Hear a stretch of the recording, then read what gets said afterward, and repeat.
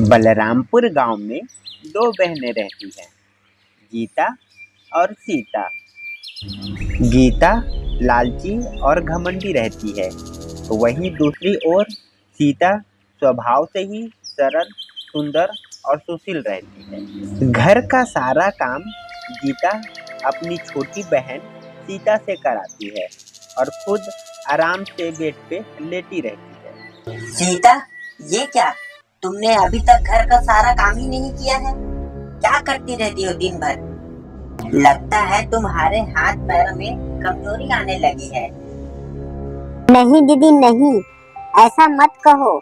मैं बर्तन साफ की हूँ, कपड़े धोई हूँ, अभी सिर्फ झाड़ू लगाना ही बाकी रह गया है। काम चोरी करती है और ऊपर से जबान लड़ाती है। सीता दुखी होकर वहां से चली जाती है और साफ सफाई का काम करने लगती है। अरे आज तो मैं जंगल से लकड़ी लाना ही भूल गई हूँ।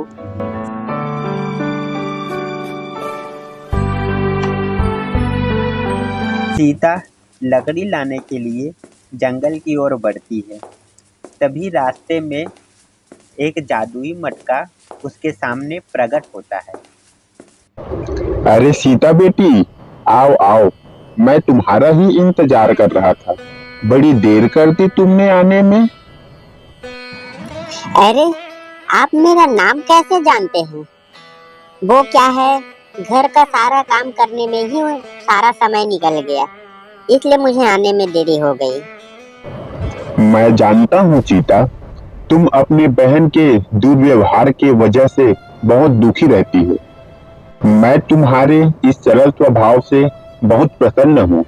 तुम मुझे अपने साथ ले चलो, इसमें तुम्हारा ही भला होगा। सीता उस मटके को अपने साथ लेकर घर आ जाती है।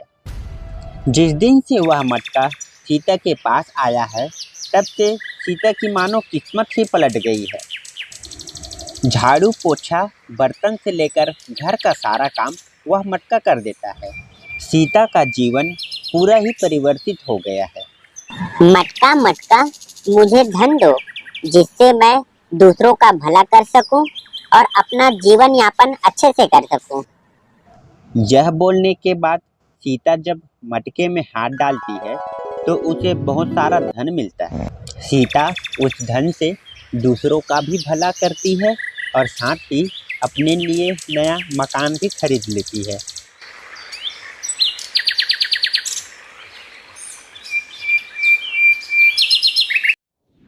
ये सीता इतनी जल्दी इतनी अमीर कैसे बन गई?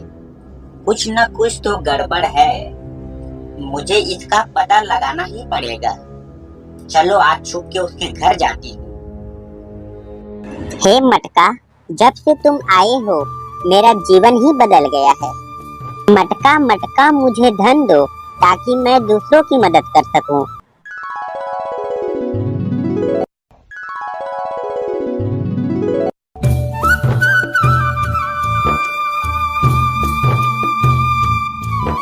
आज तो मैं ये मटका लेकर ही रहूंगी। और गीता वह मटका चुराकर अपने घर ले जाती है। अब तो मैं इस मटके से बहुत सारा धन मांगूंगी और देखते ही देखते मैं भी अमीर हो जाऊंगी। मटका मटका मुझे बहुत सारा धन दो।